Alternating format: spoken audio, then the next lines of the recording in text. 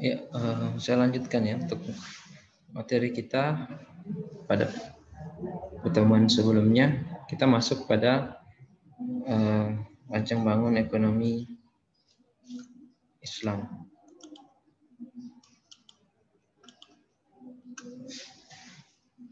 Ya, di sini tadi kemarin kita sudah jelaskan teori ekonomi Islam itu ada 5 landasannya. Yang pertama tauhid, yang kedua adil, nubuwah, khilafah, dan ma'ad. Tauhid, ya kita meyakini, kita sudah jelaskan kemarin bahwa Allah pemilik secara mutlak, iyyaka na'budu wa iyyaka nasta'in, hanya kepadanya kita menyembah dan kepadanya kita mohon pertolongan. Dan yang perlu kita pahami bahwa kita kemudian bertanggung jawab terhadap apa yang kita kerjakan di dunia ini, dan semua, atau dengan kata lain semua aktivitas kita dari lahir sampai kita meninggal dunia, atau mungkin yang akan dihisab nanti dari akhir balik sampai kita meninggal dunia, itu akan dipertanggungjawabkan di hadapan Allah Subhanahu wa taala. Ya, baik itu ibadah kita kepada Allah maupun muamalah kita kepada sesama manusia dan alam semesta. Dan termasuk di dalamnya aktivitas ekonomi kita akan dipertanggungjawabkan di hadapan Allah Subhanahu wa taala. Kemudian adil, ini sudah kita jelaskan kemarin. Nubuwah, ini sifat-sifat kenabian, ya. Sidik, itu benar dan jujur, sehingga apa yang kita lakukan itu harus efektif dan efisien, ya. Jadi sebuah urusan itu kita akan serahkan kepada yang ahlinya, ya, dan jangan menyerahkan suatu urusan kepada yang bukan ahlinya, karena kalau begitu maka akan tunggu kehancurannya. Kemudian amanah, ada tanggung jawab, ada kepercayaan, ada kredibilitas. Ya, tanggung jawab, kepercayaan, dan kredibilitas. Jadi Nabi SAW itu, ini yang menjadi pelajaran yang sangat luar biasa bagi kita. Beliau memang sejak lahir terkenal punya adab dan adab, kejujuran, akhlak yang bagus. Ya, sehingga ketika dia mendakwakan Islam ini, agama Islam ini di tengah-tengah orang jahilian, tidak sedikit orang yang menolak, tapi tidak sedikit juga orang yang menerima. Ya, orang menerima karena kejujuran dan akhlak beliau, sehingga banyak orang yang tidak langsung percaya, walaupun ada juga yang tidak langsung percaya. Ada satu kejadian yang luar biasa ketika Nabi SAW mengumpulkan orang-orang Quraisy Mekah pada saat itu di sebuah gunung. Dia mengatakan seperti ini: kalau sekiranya saya mengatakan bahwa di sebelah gunung sana akan ada pasukan yang menyerang kalian, maka kalian akan percaya atau tidak? Ya, padahal orang-orang kafir Quraisy itu mengatakan, ya kami percaya karena sesungguhnya engkau orang yang tidak pernah bohong, tidak pernah berdusta. Kami tahu itu dan kami percaya dengan apa yang kamu katakan. Tapi ketika beliau mengatakan kalau begitu saya percaya, saya berislam dan mengakui bahwa tidak ada Tuhan selain Allah dan saya ada Nabi SAW. Ya, namun dengan pernyataan itu maka sebagian mereka tidak percaya, sebagian mereka kemudian mengingkari agama Islam. Nah, di sini kelihatan bahwa Nabi itu ya memang orang-orang yang terpercaya. Nabi Muhammad orang yang terpercaya, bertanggung jawab dan kepercayaan, dan sehingga punya kredibilitas di masyarakat. Kemudian fatanah, cerdas, bijak, intelektual, ini harus ada. Jadi kita juga berbisnis ya, ataupun melakukan aktivitas dalam ekonomi mikro Islam maupun makro harus cerdas, intelek dan lain sebagainya. Tentu dengan banyak-banyak membaca, banyak-banyak belajar, mengikuti kajian-kajian keislaman, membaca buku-buku ekonomi dan lain-lain. Kemudian tabligh, menyampaikan, ya, terbuka, komunikatif, ya, dan lain sebagainya. Nah, kemudian teori ekonomi Islam yang selanjutnya adalah khilafah. Nah, ini kalau dengar kata khilafah, ya, seperti kayak HTI, ternyata ya memang dalam Al-Quran disiapkan bahwa manusia itu adalah pemimpin di dunia ini, pemimpin di alam, dalam bumi ini. Ya, dan peran negara atau peran ekonomi akan jalan dengan baik. Memang tentu ditentukan oleh pemimpin. Ya, ekonomi itu akan berjalan dalam ekonomi Islam, itu akan berjalan dalam suatu negara ketika memang pemimpinnya menghendaki itu. Walaupun sebenarnya kita negara Islam, negara sekuler, mungkin negara agama ya, negara agama, bukan negara beragama, bukan negara Islam tapi negara beragama. Sebenarnya di Indonesia ini hampir semua aturan-aturan itu sudah berdasarkan pada Islam. Coba perhatikan, kalau kita mau jujur, orang menikah itu pakai syariat Islam bagi orang Islam. Orang yang mau cerai, harta waris itu semua menggunakan syariat Islam.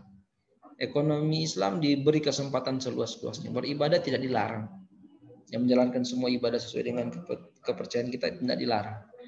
Melakukan transaksi dalam ekonomi Islam juga dilepas. Hanya yang satu hal di negara kita yang sebenarnya yang belum Islam adalah hukum jinayah, hukum kriminalnya. Itu yang belum Islam. Sementara yang lain perdata itu semua sudah bebas kita memilih, atau mungkin banyak yang kemudian diarahkan pada hukum-hukum Islam. Yang terakhir adalah teori ekonomi Islam adalah ma'at atau kafalah atau ganjaran. Ya. Kalau dalam ekonomi konvensional, ya, kita bekerja, kita melakukan aktivitas ekonomi, kita hanya mengharapkan keuntungan dunia. Tapi dalam ekonomi Islam ada keuntungan akhirat yang tentu ini yang kita inginkan. Ya, tidak apa-apa kita rugi di dunia, tetapi kita beruntung di akhirat. Tapi yang paling bagus ya untung di dunia, untung di akhirat. Karena ya, kita meyakini akhirat itu kehidupan yang panjang jika dibandingkan dengan kehidupan dunia. Nah, ini prinsip-prinsip sistem ekonomi Islam. Jadi prinsip-prinsip ini lahir dari teori-teori ekonomi Islam tadi. Ada multiple ownership, ya, kepemilikan. Jadi kepemilikan yang diakui, ya, lahir dari nilai tauhid dan adil. Kemudian freedom to act, kebebasan untuk melakukan sesuatu, ya, sehingga timbul mekanisme pasar. Jadi tadi yang kita jelaskan pertemuan sebelumnya, Islam itu adalah agama yang muamalat itu atau ekonomi itu adalah muamalat. Muamalat adalah hukum dasar dalam agama kita, semua dibolehkan sampai ada larangan. Makanya kita bebas untuk melakukan aktivitas ekonomi yang kita pelajari, yang kita tahu adalah larangan-larangannya. Jadi ada kebebasan dalam prinsip-prinsip ekonomi Islam untuk melakukan aktivitas ekonomi. Kemudian social justice, keadilan sosial, lahir dari nilai khilafah dan nilai mahat. Nah ini keadilan sosial, la tazlimuna wa la tuzlamin, seperti yang kita bahas dalam pertemuan sebelumnya. Nah dari ketiga prinsip-prinsip ini maka puncaknya adalah akhlak. Ya, sesungguhnya Nabi SAW diutus ke dunia ini hanyalah untuk menyempurnakan akhlak yang baik. Jadi puncak dari prinsip teori dan prinsip ekonomi Islam adalah melahirkan akhlak yang baik. Ini yang bisa kita saksikan, bisa kita lihat dalam peran dan perilaku ekonomi Islam. Nah ini secara sepihak gambaran tadi. Perhatikan tauhid dan adil di kolom pertama dan kedua itu melahirkan multiple ownership, kebebasan kepemilikan yang diakui. Kemudian nubuwah tadi, jujur, fatonah, amanah, sidik tadi melahirkan freedom to act, kebebasan untuk melakukan aktivitas. Khilafah dan ma'at melahirkan social justice. Ya, jadi dengan adanya negara atau pengaturan dalam negara, kemudian ada balasan, ya, bagi yang baik amalnya dapat surga, bagi yang buruk amalnya atau berlaku curang, riba dan lain sebagainya dapat neraka. Ini adalah balasan atau ganjaran yang harus dikuatkan sehingga lahir social justice, keadilan sosial. Nah, multiple ownership, freedom to act, dan social justice ini ujungnya adalah melahirkan akhlak yang baik yang ini mencerminkan perilaku dalam ekonomi Islam. Itu rancang bangun dan konsep dasar dalam ekonomi Islam. Nah, yang terakhir, konsep pengembangan ekonomi ini perbedaan. Kita lihat di sini ada 3 kolom. Teori ekonomi Islam, sistem ekonomi Islam, dan perekonomian umat Islam. Komponen bahasan. Kalau teori ekonomi Islam ada adil, akidah, adil, nubuwah, khilafah, ma'at yang tadi. Ya. teori ekonomi Islam. Wacananya ilmu, pelakunya ilmuwan, dalilnya Quran dan hadis. Kalau sistem ekonomi Islam ini lebih berkembang lagi, ya lebih di atas lagi. Teori, sistem, kemudian perekonomian. Nah, sistem ekonomi Islam konsepnya kepemilikan, kebebasan, bertransaksi, kesejahteraan sosial, regulasi diatur oleh konstitusi. Ya, pelaku utama DPR dan pemerintah, kaidah fikih. Jadi sistem ekonomi Islam itu pelakunya ya DPR, pemerintah. DPR yang membuat undang-undang, pemerintah yang menjalankan undang-undang dan aturan-aturan eksekutif lah. Kemudian kaidahnya, ya dia kaidah fikih. Dalilnya dia kaidah fikih yang diambil dari Al-Quran dan hadis-hadis Nabi SAW. Nah, kemudian perekonomian umat Islam di kolom yang ketiga, pola laku muslimat dalam melakukan ekonomi.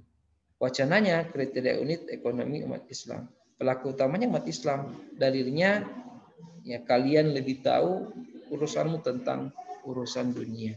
Jadi perekonomian.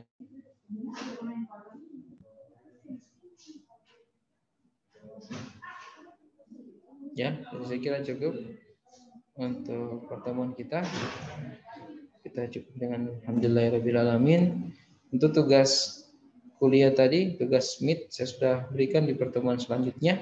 Di pertemuan kemarin, ya tinggal dipersiapkan hafalannya. Tadi saya ulangi untuk tugas UTS surat Al-Baqarah ayat 275 sampai 281.